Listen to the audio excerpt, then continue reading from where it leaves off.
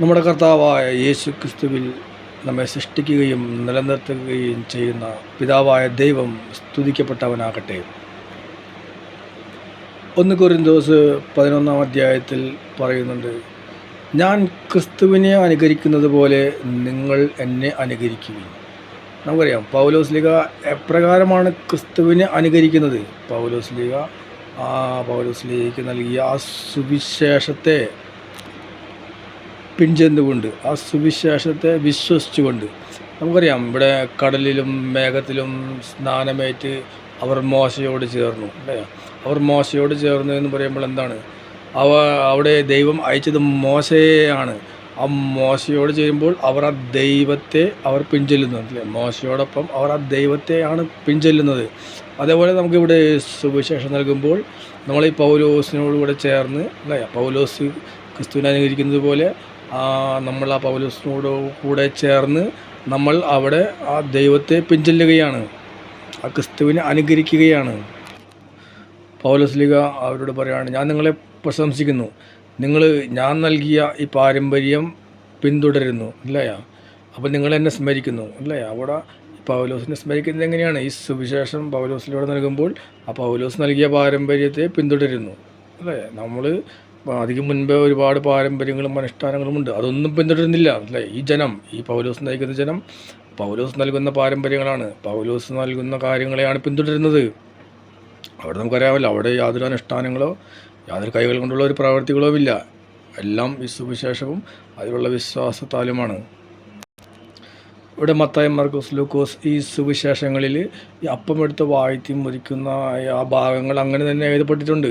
മത്തായി, മർക്കോസ്, ലൂക്കോസ്. എന്നാൽ യോഹന്നാനിൽ ഇത് ഇപ്രകാരം എഴുതി വച്ചിട്ടില്ല. അതിനുശേഷം ഇവിടെ ഈ 1 കൊരിന്ത്യർ 11 അധ്യായത്തിൽ ഈ പൗലോസ്ലീഹ ഇങ്ങനെ പറയുന്നുണ്ട്, ഈ അപ്പം മുറിക്കുന്ന കാര്യവും അതിനോടനുബന്ധിച്ച കാര്യങ്ങളും ഈ 11 അധ്യായത്തിൽ പറയുന്നുണ്ട്.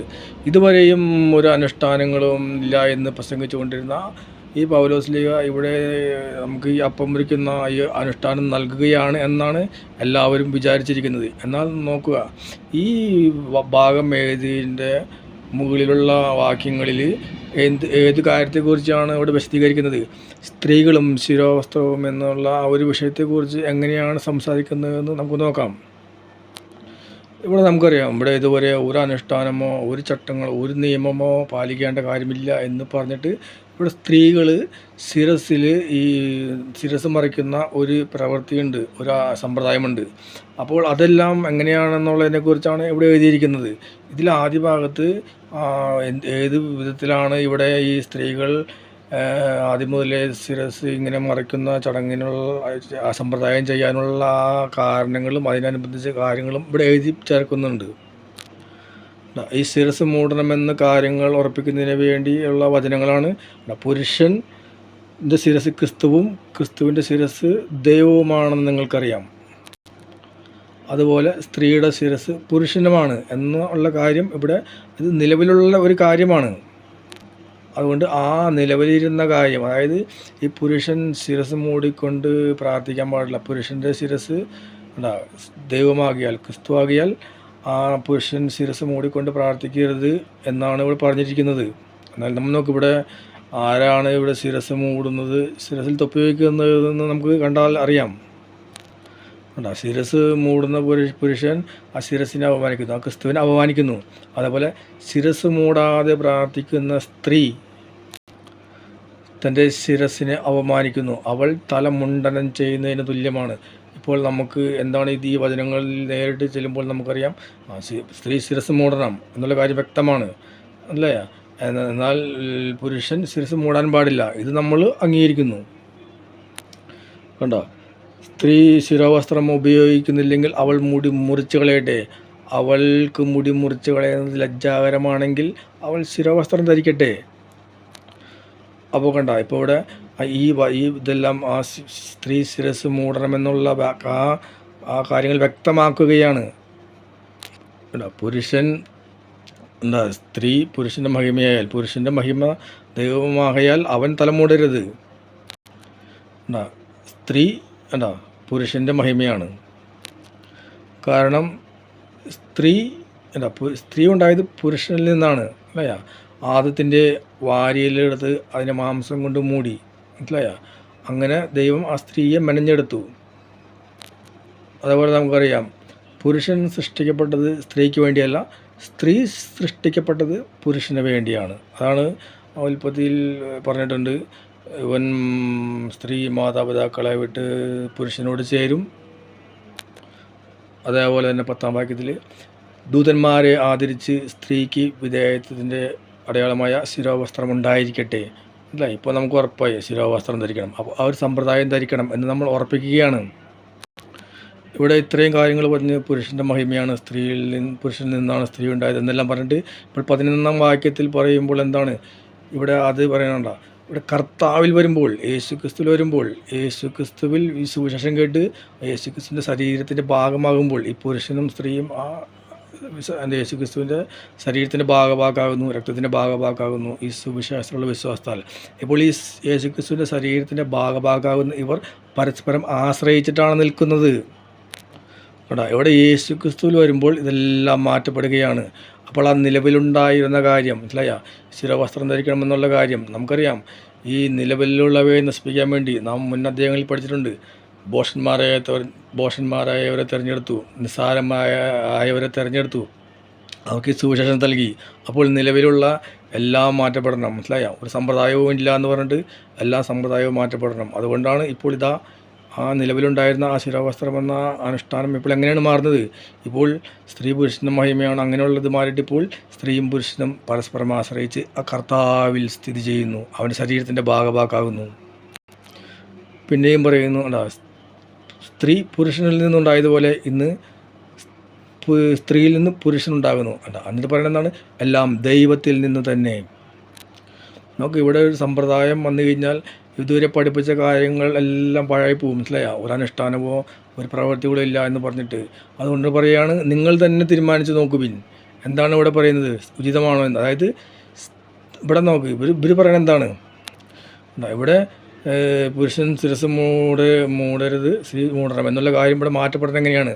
അപ്പോൾ അപ്പോസ്തലൻ നമ്മെ പഠിപ്പിക്കുകയാണ്, നീണ്ട മുടി പുരുഷന് അപമാനമാണെന്നും, അല്ലേ? നീണ്ട മുടി എന്നാൽ സ്ത്രീക്ക് ഒരു ആവരണമാണെന്നും പ്രകൃതി തന്നെ പറയുന്നില്ലേ, അല്ലേ? ഇപ്രകാരം യേശുക്രിസ്തുവിൽ വരുമ്പോൾ ഇവിടെ അപ്പോസ്തലൻ പറയാണ്, തലമുടി സ്ത്രീക്ക് ഒരു ആവരണമായി നൽകിയിരിക്കുന്നു. 16-ാം വാക്യത്തിൽ പറയുന്നില്ലേ, അഭിപ്രായ വ്യത്യാസമുള്ളവരോട്. അതായത് അഭിപ്രായ വ്യത്യാസം ആർക്കില്ലാത്തത്. ഇപ്പോൾ ഇത് പറഞ്ഞാൽ തന്നെ അഭിപ്രായ വ്യത്യാസം ഉണ്ടാകും, അന്നും ഉണ്ടാകും. അപ്പോൾ അവരോട് ഞങ്ങൾക്കോ ദൈവത്തിൻ്റെ സഭകൾക്കോ എന്ന് വെച്ച് കഴിഞ്ഞാൽ അവിടെ നമുക്കറിയാം, യേശു പത്രോസിലൂടെ ഉണ്ടായിരുന്ന ആ സഭകളെ ദൈവത്തിൻ്റെ സഭകളെന്ന് വിളിച്ച് പ്രത്യേകം പറയാറുണ്ട്, ഞങ്ങൾക്കോ. അപ്പോൾ ഈ അപ്പോസ്തലൻ്റെ കീഴിൽ വളർന്നു വന്ന ആ സഭയ്ക്കോ മറ്റൊരു അഭിപ്രായവുമില്ല, ഞങ്ങൾക്ക് യാതൊരു സമ്പ്രദായവുമില്ല. അതായത് ഈ മുടി സ്ത്രീക്ക് ആഭരണമായി നൽകിയിരിക്കുന്നു, ഇനി ഒരു സമ്പ്രദായം ഞങ്ങൾക്ക് വേറെ ഇല്ല. അപ്പം കണ്ട, അവിടെ മുൻപേ നിലവിലുണ്ടായിരുന്ന കാര്യം അത് അപ്രകാരം തന്നെ ബൈബിളിൽ എഴുതിയിട്ട് അതിനുശേഷം അത് മാറ്റപ്പെടാനുള്ള കാരണങ്ങൾ എല്ലാം ക്രിസ്തുവിൽ ഒന്നായി തീരുന്നു എന്നുള്ളതിലൂടെ ഈ ഒരു സമ്പ്രദായവും ഇല്ല, മനസ്സിലായ. അതാണ് ഇവിടെ ഒരു അനുഷ്ഠാനമോ ഒരു സമ്പ്രദായമോ ഒന്നും നൽകുന്നില്ല. അതിന് താഴെയാണ് ഈ അപ്പോസ്തലൻ ഈ എന്തുകൊണ്ടാണ് ഏത് സമയത്താണ് ഈ യേശുക്രിസ്തുവിൻ്റെ ശരീരമാണ് ഭക്ഷിക്കുക എന്നുള്ള ഭാഗങ്ങൾ വിവരിക്കാനുണ്ടായ സാഹചര്യം നോക്കാം. അപ്പോസ്തലൻ അടുത്ത വാചകങ്ങളിൽ പറയുന്നത്, ഇനി പറയാൻ പോകുന്ന കാര്യങ്ങളെക്കുറിച്ച് ഞാൻ നിങ്ങളെ പ്രശംസിക്കുകയില്ല, മനസ്സിലായ. നിങ്ങളുടെ ഇടയിൽ ഭിന്നിപ്പുണ്ടാകുന്നു. പക്ഷേ ഈ ഭിന്നിപ്പുണ്ടാകുന്നത് ഒരു പരിധിവരെ നല്ലതാണ്. കാര്യം വെച്ച് കഴിഞ്ഞാൽ നല്ല ഒരു തീരുമാനത്തിലേക്ക് എത്താൻ അതിന് ഒരു സഹായകമാകും. കണ്ട, ഇവിടെ 20-ാം വാക്യത്തിൽ പറയുന്നു, നിങ്ങൾ ഒന്നിച്ചു കൂടുമ്പോൾ കർത്താവിൻ്റെ ഭക്ഷണമല്ല, കർത്താവിൻ്റെ അത്താഴമല്ല ഭക്ഷിക്കുന്നത്. ഇപ്പോൾ നമ്മൾ വിചാരിക്കും കർത്താവിൻ്റെ അത്താഴം, അപ്പോൾ ഇത് കർത്താവിൻ്റെ അത്താഴം ആ ശുശ്രൂഷ ചെയ്ത് ആ ഭക്ഷണം കഴിക്കുന്നതാണെന്ന്. നമുക്ക് അടുത്ത വാക്യത്തിൽ പറഞ്ഞിരിക്കുന്നതാണ്, ഓരോരുത്തരും സ്വന്തം ഭക്ഷണം നേരത്തെ കഴിക്കുന്നു. ഒരുവൻ വിശന്നിരിക്കുന്നു, ഈ സമ്മേളനത്തിൽ വരുമ്പോൾ ഒരുവൻ വിശന്നിരിക്കുന്നു, ഒരുവൻ സുഭിക്ഷമായിരിക്കുന്നു. കണ്ടാ, അപ്പോൾ ഏതാണ് ഇത് കർത്താവിൻ്റെ ഭക്ഷണം ഉദ്ദേശിച്ചത്? ഏതായിരിക്കും? കർത്താവിൻ്റെ ഭക്ഷണമല്ല നിങ്ങൾ ഭക്ഷിക്കുന്നത്, അല്ലേ? അപ്പോൾ നമ്മുടെ വിചാരം ഇത് ഈ വാഴ്ത്തിയ ശരീരമാണ് എന്ന ഭക്ഷണമാണെന്ന്. നോക്ക്, അങ്ങനെയാണെങ്കിൽ അവിടെ നിങ്ങൾ ഓരോരുത്തരും സ്വന്തം ഭക്ഷണം നേരത്തെ ഭക്ഷിക്കുന്നു. ഇവിടെ ഉദ്ദേശിക്കുന്നത് എന്താണെന്ന് വെച്ച് കഴിഞ്ഞാൽ, ഇവർ ഒന്നിച്ചു കൂടുമ്പോൾ അവർക്കൊരു ഭക്ഷണമുണ്ട്, ഈ പത്രോസ് ലീഗയുടെ ഇതിൽ പറഞ്ഞിട്ടുണ്ട്, ഈ ഭക്ഷണമേശകളിൽ ഞങ്ങൾ ശുശ്രൂഷിക്കുന്നത് ശരിയല്ല, ഞങ്ങൾ വചനങ്ങളിൽ വ്യാപരിച്ച് കൊള്ളാം. അതായത് ഇവിടെ ദരിദ്രരും അല്ലാത്ത ആളുകളുമുണ്ട്, സമ്പന്നരും എല്ലാവരുടെ ഇടയിലുണ്ട് അല്ലേ. അപ്പോൾ അവർക്ക് ഉള്ള ശുശ്രൂഷകളായിട്ട് അവരെ സഹായിക്കുക, അവർക്ക് വേണ്ടി ധനം കളക്ട് ചെയ്ത് അവരെ സഹായിക്കുക, ഇങ്ങനെയുള്ള ശുശ്രൂഷകൾക്ക് വേണ്ടിയിട്ട് ആ സ്തഫാനോസ് അടങ്ങുന്ന ഒരു സംഘത്തെ അവർ നേരത്തെ തിരഞ്ഞെടുത്തിട്ടുണ്ട്. അങ്ങനെ ഒരു രീതി അവിടെ ഉണ്ട്, മനസ്സിലായ. അപ്പോൾ സമ്മേളിക്കുമ്പോൾ നമുക്കറിയാം യേശു ക്രിസ്തു ആ പ്രസംഗ സമയത്ത് അവിടെ അവർക്ക് ഭക്ഷണം നൽകിയത് കണ്ടില്ലേ. അതേപോലെ ഇവർ ഒന്നിച്ച് ആ പ്രസംഗങ്ങളെല്ലാം കഴിയുമ്പോൾ ഭക്ഷണം കഴിക്കും അല്ലേ. അതിനെയാണ് ഇവിടെ കർത്താവിൻ്റെ അത്താഴം എന്ന് പറയുന്നത്. അതുകൊണ്ടാണ് പറയുന്നത്, അല്ലാതെ ഈ അപ്പം വാഴ്ത്തി മുറിച്ച് കൊടുക്കുന്നതല്ല അല്ലേ. അവരേത് ഭക്ഷണം എടുത്താലും അത് കർത്താവിൻ്റെ നാമത്തിലേ ഭക്ഷിക്കുകയുള്ളൂ. അപ്പോൾ ഈ ദരിദ്രനായവൻ വിശന്നിരിക്കുമ്പോൾ അല്ലേ, ഉള്ളവൻ വീട്ടിൽ നിന്ന് ഭക്ഷിച്ച് തൃപ്തനായിട്ട് വരുന്നു. അതുകൊണ്ടാണ് പറഞ്ഞത് ഇത് യോഗ്യമല്ല, ഇത് ശരിയല്ല അല്ലേ. കർത്താവിൻ്റെ സഭയുടെ അവയവങ്ങളായ അംഗങ്ങളായി നിങ്ങൾ വിശ്വാസത്താൽ നീതീകരിക്കപ്പെട്ട നിങ്ങൾ ഈ പ്രവൃത്തി നിങ്ങൾക്ക് ഉചിതമല്ല. അതുകൊണ്ടാണ് പറഞ്ഞത്, ഞാൻ നിങ്ങളെ പ്രശംസിക്കുകയില്ല, മനസ്സിലായ. നിങ്ങൾ കർത്താവിൻ്റെ സഭയെ അവഹേളിക്കുകയാണ്, ഒന്നുമില്ലാത്തവർ അവഗണിക്കുകയാണ്. ഇതാണ് ഇപ്പോൾ ഇങ്ങനെ ഒരു അവസ്ഥ വരികയാണ്. അപ്പോൾ ഇവർ എന്താ യേശു ക്രിസ്തുവിൻ്റെ വചനം സ്വീകരിച്ചും അവർ വിശ്വസിച്ചും ഇപ്രകാരം നിൽക്കുന്ന അവർ സ്വന്തം സഹോദരൻ വിശന്നിരിക്കുമ്പോൾ ആ സമയത്താണ് ഈ ഒരു കാര്യം മനസ്സിലായ. ഈ ഒരു കാര്യം അവിടെ പൗലോസ് ലീഗ ഇവർക്ക് പറഞ്ഞു കൊടുക്കുന്നത്, നിങ്ങളുടെ ദൈവം ഇപ്രകാരം സ്വന്തം ശരീരം നിങ്ങൾക്ക് നൽകിയവനാണ് എന്ന് ബോധ്യപ്പെടുത്താൻ വേണ്ടിയിട്ടാണ് ഈ കാര്യം അവിടെ നൽകുന്നത്, മനസ്സിലായ. അവൻ രാത്രിയിൽ മനസ്സിലായ തനൊറ്റിക്കിടക്കപ്പെട്ട രാത്രിയിൽ അവൻ പാനപാത്രമെടുത്ത് അവർക്ക് നൽകിക്കൊണ്ട് പറഞ്ഞു, ഇതിൻ്റെ ശരീരമാണ്, എൻ്റെ രക്തമാണ്. അപ്പം എടുത്ത് വാഴ്ത്തിക്കൊണ്ട് പറഞ്ഞു, ഇതിൻ്റെ ശരീരമാണ്, വാങ്ങി ഭക്ഷിക്കുവിൻ. ഇപ്രകാരം ചെയ്ത ആ ദൈവത്തെ ഓർമ്മിപ്പിക്കാൻ വേണ്ടി അവരെ ഉപദേശിക്കുകയാണ്. അതാണ് പറയുന്നത്, ഇത് കർത്താവിൽ നിന്ന് എനിക്ക് ലഭിച്ചതും ഞാൻ നിങ്ങൾക്ക് ഭരമേൽപ്പിക്കുന്നതും അല്ലേ. നിങ്ങൾ നമുക്ക് ഇതുവരെയും ഈ ഒരു അപ്പം കഴിക്കുന്ന ഒരു അനുഷ്ഠാനത്തെക്കുറിച്ച് ഇതുവരെ പഠിപ്പിച്ചില്ല, ഒരനുഷ്ഠാനവുമില്ല എന്ന് പഠിപ്പിച്ച അപ്പസ്തോലൻ ഇതാ ഇപ്പോൾ എന്തുകൊണ്ടാണ് ഈ ഒരു സമയത്ത് ഇത് പറഞ്ഞത് അല്ലേ. അവരുടെ കൂട്ടത്തിലുണ്ടായിരുന്ന കുറച്ച് പേര് ഈ വക പണി കാണിച്ചപ്പോൾ മനസ്സിലായ, ഒരു സഭയായി ഒരു ശരീരത്തിൻ്റെ അവയവങ്ങളായിരിക്കേണ്ടവൻ അവൻ്റെ വിശപ്പ് കാണാതെ അവൻ ഭക്ഷിച്ചിരുന്നപ്പോഴാണ് ഈ ഒരു കാര്യം പറഞ്ഞ് മനസ്സിലാക്കുന്നത്. ഇവിടെ നമ്മൾ മുൻപേ ഉള്ള ആ വാക്യങ്ങളിൽ കണ്ടു, ശിരോവസ്ത്രവും അത് വേണോ വേണ്ടെന്നുള്ള ഒരു സമ്പ്രദായം മാറ്റുന്ന കാര്യത്തെക്കുറിച്ച് പറഞ്ഞപ്പോൾ ആദ്യമേ എഴുതിയത് ഇപ്രകാരമാണ്, നിങ്ങൾ ഈ ശിരോവസ്ത്രം ധരിക്കണം എന്നുള്ളതിന് ഉതകുന്ന ആ വചനങ്ങൾ എല്ലാം എടുത്ത് കാണിച്ചിട്ട് അതിനുശേഷം അത് എല്ലാം മാറ്റപ്പെടുകയാണ് യേശു ക്രിസ്തുവിൽ എന്നുള്ളതും വേർതിരിച്ച് കാണിച്ചു. അതേപോലെ തന്നെ ഈ ഒരു കർത്താവിൽ നിന്ന് ലഭിച്ച ഈ കാര്യം അവിടെ പറയുമ്പോൾ അത് ഫുള്ളായിട്ട് വ്യക്തമായിട്ട് ഇവിടെ പറയുകയാണ് അല്ലേ. അതുകൊണ്ടാണ് അതെല്ലാം കൃത്യമായിട്ട് വിവരിച്ച് പറയുന്നത്. അവിടെ പറഞ്ഞിട്ടുണ്ട്, നിങ്ങളിത് പാനം ചെയ്യുമ്പോൾ, ഇത് ഭക്ഷിക്കുമ്പോൾ എൻ്റെ ഓർമ്മയ്ക്കായി ചെയ്യുവിൻ. ഈ ഇത് എന്ന് പറഞ്ഞാൽ എന്താണ്? ഇവിടെ നോക്കി, ഇത് പെസഹയാണ് മനസ്സിലായ. ഇത് അവിടെ ഈജിപ്തിൽ നിന്ന് വിടുവിക്കുമ്പോൾ മുതലുള്ള അന്നേ നൽകിയതാണ്. നിങ്ങൾ എന്നേക്കുമുള്ള അതാണ്. എല്ലാ വർഷവും ആ ഇന്ന മാസം 1-ാം തീയതി ആ ദിവസം പെസഹ ആചരിക്കണം, മനസ്സിലായ. ഇത് ചെയ്യുമ്പോൾ, ഈ പെസഹ ചെയ്യുമ്പോൾ എൻ്റെ ഓർമ്മയ്ക്കായി ചെയ്യുവിൻ. ഇത് പെസഹയാണ്, അല്ലാതെ ഇത് ആ അപ്പസ്തോല പ്രവർത്തനങ്ങളിൽ അവർ ദിവസവും ഭവനം തോറും ദിനവും അപ്പം മുറിച്ചു എന്ന് പറയുമ്പോൾ മനസ്സിലായ. അപ്പോൾ നിങ്ങൾ എല്ലാ ദിവസവും അപ്പം മുറിക്കാൻ തുടങ്ങി. നോക്ക്, ഇവിടെ പറഞ്ഞിരിക്കുന്നത് പെസഹയാണ്. പെസഹ വർഷത്തിൽ ഒരിക്കലേ ഉള്ളൂ. ഇത് ചെയ്യുമ്പോൾ എൻ്റെ ഓർമ്മയ്ക്കായി ചെയ്യുവിൻ. ഈ പെസഹ അത് ക്രിസ്തുവിൻ്റെ നിഴലായിരുന്നു.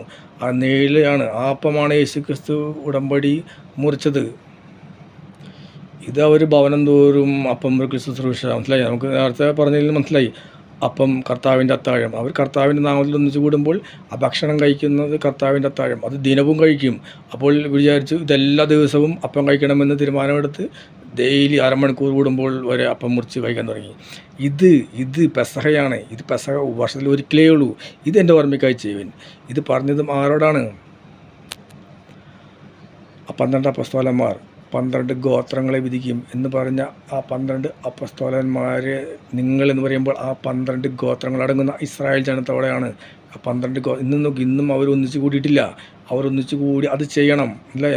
അവിടെ എഴുതിയിട്ടുണ്ട് കർത്താവിൻ്റെ അല്ല, ഇത് ഭക്ഷിക്കുമ്പോഴെല്ലാം കർത്താവിൻ്റെ ആഗമനം വരെ അവൻ്റെ മരണം പ്രഖ്യാപിക്കുകയാണ് ഇത്ര ചെയ്യുന്നത് മനസ്സിലായ. ഇത് ആ സുവിശേഷങ്ങൾ എഴുതിയിട്ടുണ്ടോ മനസ്സിലായ.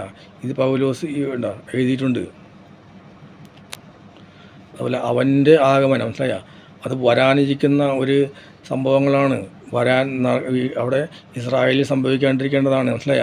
അതുപോലെ യേശുക്രിസ്തു പറഞ്ഞിട്ടുണ്ട്, അല്ലയ, ഇത് പൂർത്തിയാകുന്നത് വരെ, അല്ലയ, ദൈവരാജ്യത്തിൽ ഞാൻ ഇത് പാനം ചെയ്യുന്നവരെ, ദൈവരാജ്യ സമാഗതമാകുന്നവരെ ഞാൻ ഇതിൽ നിന്ന് കുടിക്കുകയില്ല, മുന്തിരിയുടെ ഫലത്തിൽ നിന്ന് കുടിക്കുകയില്ല.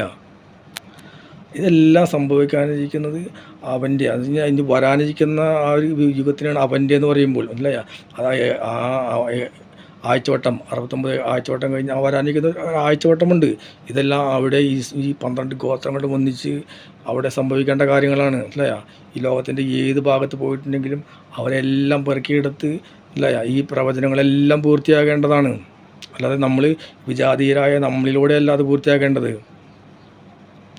അവർ അന്ന് മുതലേ ആചരിച്ച ആ പെസഹയാണ്, അത് കർത്താവാണെന്ന് അവർ തന്നെ പ്രഖ്യാപിക്കണം.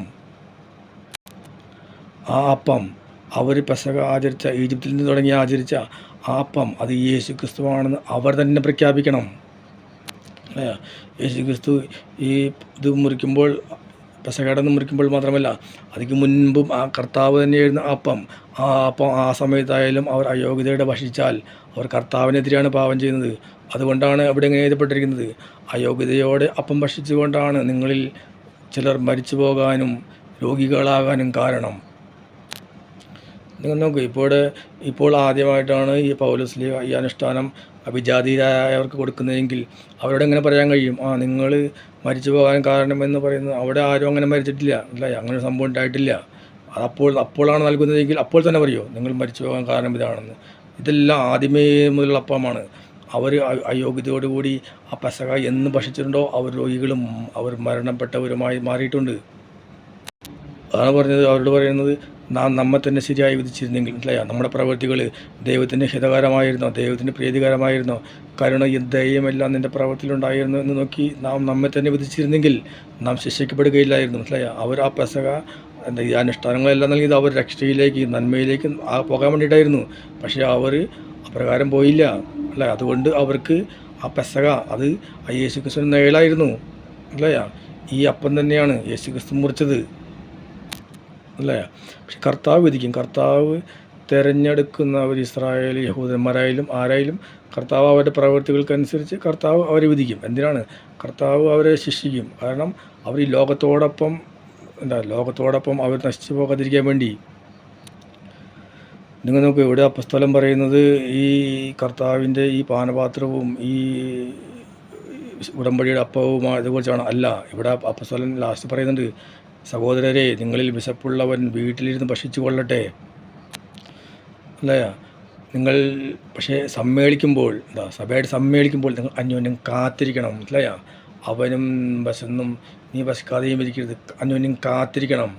അതാ അപ്പോൾ കർത്താവിന് അതാണ് കർത്താവ്. അല്ലാതെ ഭക്ഷണം ഇവിടെ ഈ വാഴ്ത്തപ്പം ഭക്ഷിക്കാനാണെങ്കിൽ നിങ്ങൾക്കറിയാമല്ലോ, എല്ലാവരും അവിടെ വന്ന് ഭക്ഷിക്കേണ്ടേ, അല്ലാതെ വീട്ടിലിരുന്ന് ഭക്ഷിച്ചിട്ട് അതല്ല, മനസ്സിലായി. ഇവിടെ കർത്താവിൻ്റെ ഭക്ഷണം എന്ന് പറഞ്ഞു കഴിഞ്ഞാൽ അവർ ഒരുമിച്ച് കൂടി ഒരുമയോടുകൂടി ഒരു മനസ്സോടുകൂടി, അല്ലയ, അവൻ്റെ വിശപ്പ് എൻ്റെ വിശപ്പാണ്, അന്യോന്യം, മനസ്സിലായ. അതെല്ലാം മനസ്സിലാക്കിയിട്ട് ഈ സുവിശേഷം കേട്ട് ആ ദൈവത്തിലായിരിക്കുന്ന സമ്മേളനമാണിത്. അല്ലാതെ നമ്മൾ മറ്റൊരുവിനെ അറിയാതെ, മറ്റൊരുവിൻ്റെ വിശപ്പറിയാതെ നിങ്ങളിങ്ങനെ സമ്മേളിച്ചാൽ ഇത് നിങ്ങൾക്ക് ശിക്ഷാവിധിക്കിടയാകും, മനസ്സിലായ. അവിടെ ആ യഹൂദന്മാർ അവർ ദൈവത്തിൻ്റെ ഹിതമറിയാതെ അയോഗ്യതയോടെ അപ്പം ഭക്ഷിച്ച് ദുർബലരും രോഗികളും മരണത്തിലേക്കും പോയിട്ടുണ്ട്, അല്ലയ. ഇവിടെ എന്താണ് പറയുന്നത്? ഇവിടെ നിങ്ങൾ ഏതെങ്കിലും യോഗ്യതയോടെ ഈ യേശുവിൻ്റെ അപ്പം ഭക്ഷിക്കാൻ വരാനാണ് പറഞ്ഞത്? അല്ല. ഇവിടെ നിങ്ങൾ സമ്മേളിക്കുമ്പോൾ അന്യോന്യം കാത്തിരിക്കുവിൻ, അല്ലയ. ഇവിടെ ഭക്ഷണം കഴിക്കുന്ന, ഇവിടെ പറയുന്ന ഭക്ഷണമെല്ലാം, അല്ലയ, സാധാരണ നമ്മൾ ഭക്ഷണമാണ്, അല്ലയ. വിശപ്പുള്ളവൻ വീട്ടിൽ നിന്ന് ഭക്ഷിച്ചു കൊള്ളട്ടെ, അല്ലേ. അതിന് കാത്തിരിക്കുവിൻ. ഇവിടെ ഭക്ഷണമുണ്ട്, അല്ലേ. ഇവിടെ അവർ ഒന്നിച്ചു കൂടുമ്പോൾ അവർ ഒരേപോലെ ആയിരിക്കണം. അവർക്ക് ആ സമ്മേളനം കഴിയുമ്പോൾ അവർ ഒന്നിച്ച് ഭക്ഷിക്കും, അല്ലേ. അത് കർത്താവിൻ്റെ അത്താഴമായിട്ട് അവർ ഭക്ഷിക്കും. അല്ലാതെ ഇവിടെ ഒരു അനുഷ്ഠാനവും പൗലോസ്ലീഹ നൽകുന്നില്ല. അവിടെ ആദ്യം തന്നെ ആ ശിരോവസ്ത്രമുണ്ട് എന്നുള്ള കാര്യം അവതരിപ്പിച്ചിട്ട് പിന്നെ ശിരോവസ്ത്രമില്ല, മറ്റൊരു സമ്പ്രദായമില്ല, അല്ലേ. അപ്പോൾ ഏത് കാര്യമാണോ, അപ്പോൾ ഒരു കാര്യം അവതരിപ്പിക്കുമ്പോൾ അത് പറയുമ്പോൾ, മനസ്സിലായി, ആ ഉടമ്പടിയെക്കുറിച്ച് നിങ്ങൾക്ക് ബോധ്യം തരാൻ വേണ്ടി പറയുമ്പോൾ അതിലെല്ലാം അതേപടി തന്നെ വിവരിച്ച് പറയും, മനസ്സിലായ. അപ്പം ഭക്ഷിക്കുവിൻ എന്ന് ആ കിട്ടിയ ആ വെളിപാടുകൾ അതങ്ങനെ തന്നെ എഴുതപ്പെടും അല്ലേ. അല്ലാതെ നമ്മൾ പറയുന്ന പോലെ ഇത് ഞാൻ വെറുതെ ഒരു ഉദാഹരണത്തിന് വേണ്ടി പറയുന്നതാണ്, അങ്ങനെയൊന്നും ബൈബിളിൽ സംസാരിക്കില്ല. ഇതെല്ലാം നമ്മൾ ഗ്രഹിച്ച് മനസ്സിലാക്കേണ്ട കാര്യങ്ങളാണ്. ഇവിടെ മനുഷ്യനോട് വിഗ്രഹങ്ങളിൽ അകന്നിരിക്കുക എന്നുള്ള കഴിഞ്ഞ അധ്യായത്തിൽ പറഞ്ഞതാണ്, മനസ്സിലായ. ഇവിടെ നിങ്ങളൊരു അപ്പം എടുത്ത് ആ അപ്പത്തെയാണ് നിങ്ങൾ ദൈവമായി കാണുന്നത്, അതൊരു വിഗ്രഹാരാധനയായിട്ട് മാറുകയാണ്. ഇവിടെ നമുക്കറിയാം നമ്മുടെ മതത്തിൻ്റെ രഹസ്യം ശ്രേഷ്ഠമാണ്. അതിതാണ് കർത്താവായ യേശു ക്രിസ്തു നിങ്ങളിലുണ്ട്, മനസ്സിലായ. അപ്പത്തിലല്ല, നിങ്ങളിലുണ്ട്. അത് ഈ സുവിശേഷ പ്രസംഗം കേട്ട്, ആ സുവിശേഷ പ്രസംഗം കേട്ടുള്ള വിശ്വാസത്താൽ നിങ്ങളിൽ പരിശുദ്ധാത്മാവിൽ നിറഞ്ഞ് ആ യേശു ക്രിസ്തു നിങ്ങളിലുണ്ട്. അതാണ് നമ്മുടെ സുവിശേഷം. അല്ലാതെ നമ്മളിവിടെ ഒരു വിഗ്രഹത്തെ നോക്കി അതിലൂടെ കർത്താവ്, അല്ലെങ്കിൽ രൂപങ്ങൾ നോക്കി അതിലൂടെ കർത്താവ് എന്ന് പറയുന്ന പോലെ അപ്പത്തിലൂടെ നോക്കി ദിവ്യകാരുണ്യേശ അപ്പത്തിൽ നോക്കിയിട്ട് ഇങ്ങനെ ഒരു സിസ്റ്റം ഇവിടെ ഇല്ല, അല്ലയോ. ഒരു വിഗ്രഹവും നമുക്കില്ല, ഒരപ്പവും ഇല്ല, ഒരു പാനപാത്രവും ഇല്ല. ഇതെല്ലാം വിഗ്രഹങ്ങളാക്കി മാറ്റുകയാണ് ഇവിടെ. ഞാനടക്കം ഈ അപ്പത്തിൽ വിശ്വസിച്ച് പോയിട്ടുള്ളതാണ്, അല്ലയ. ഈ ഒരു ജനം മുഴുവൻ ഈ ഒരു അപ്പത്തെ ചുറ്റിപ്പറ്റി ജീവിക്കുകയാണിപ്പോൾ. സുവിശേഷമാണ് രക്ഷയിലേക്ക് നയിക്കുന്ന ദൈവശക്തി. സുവിശേഷം യേശു ക്രിസ്തുവിനെ കുറിച്ചുള്ളതാണ്, അതും ക്രൂശിതനായവനെ കുറിച്ചുള്ളതാണ്.